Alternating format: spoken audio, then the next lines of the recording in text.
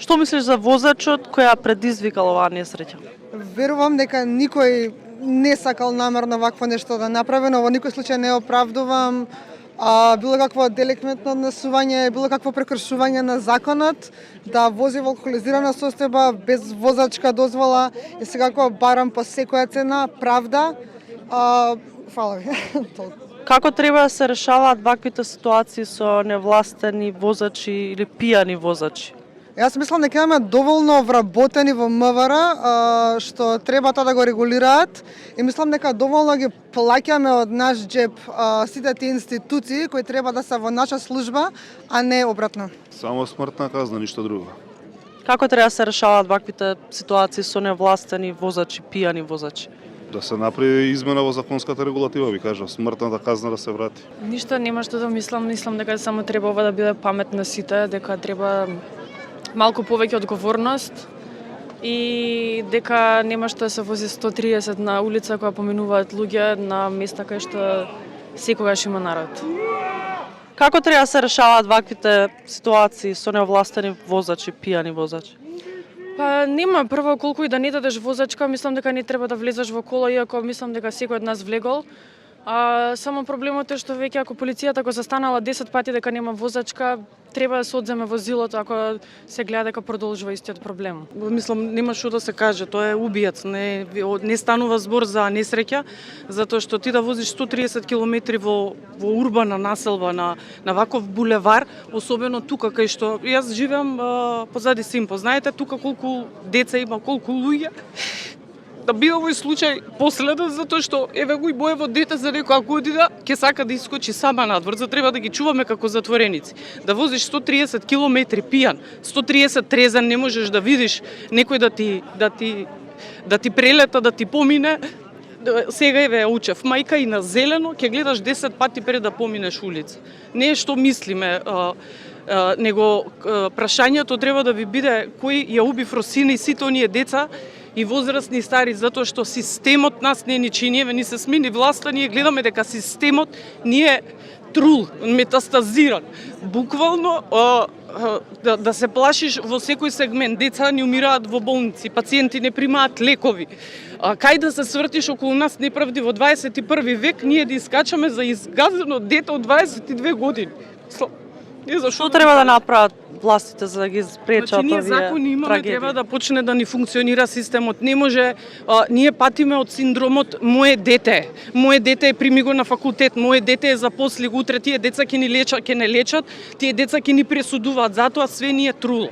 Значи не може ова моje дете ако не го бива, јас да бидам упорна да го бутнам негдак. Значи мора ако некој одбрал да биде обвинител, да биде судија, таа работа да ја работи со чест, ако некој бил доктор, да биде хуман, да сочувствува со својот пациент, да му помогне. Да престанеме да се собираме за вакви работи, да почнеме да се собираме за успеси, а не за прерано умрени луѓе. Возачот е жртва на својот родител. Јас немам поинакво објаснување. Ти ќе го прикриваш, нели вистината ќе ја криеш некое време, ама не можеш цело време. Да замислиме дека тоа дете исто на овој начин земало диплома за хирург. И сега отвара срце на некој болен, нели така? И тој и врска нема што да направи. Губи и тој губи, односно умира пациентот. Ете, тоа ни се случува. Денеска некако, знаете што, ги живееме рецидивите од минатата власт. Они створија една таква анархија и по улици, и во однесување. Децата ги учат од каде, па сега дојде тоа, ме навреди. Ако те тепа некој, ти повлечи се. Се повлекувавме, ни ја продадоа државата, ни направија анархија. Во политиката имаме пола од тие сите со купени дипломи и јас истите тие и ние сите овдека, тргнувајќи од мене, јас кога одам во странство строго, сум одела дури во држави каде што, муслимански држави, каде што после 5 не смеам ни цигара на јавно место да запалам, сум го почитувала тоа, да речеме дека сум пушач, па сум имала потреба. Можеш само дома и низа од закони. Закони имаме, а ги кршат законите оние кои што ги носат фактички. Оние кои што треба да ги спроведуваат. Значи, девојчето го уби системот, не го уби синот.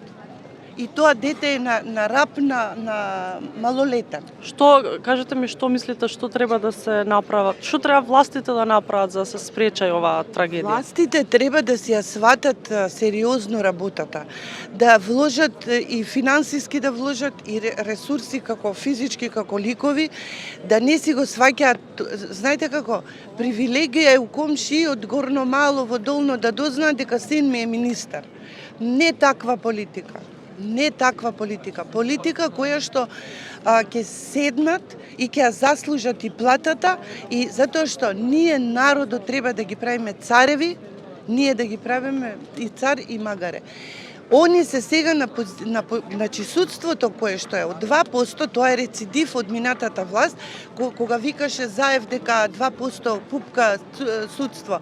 Ние сега го живееме тоа пупка судство.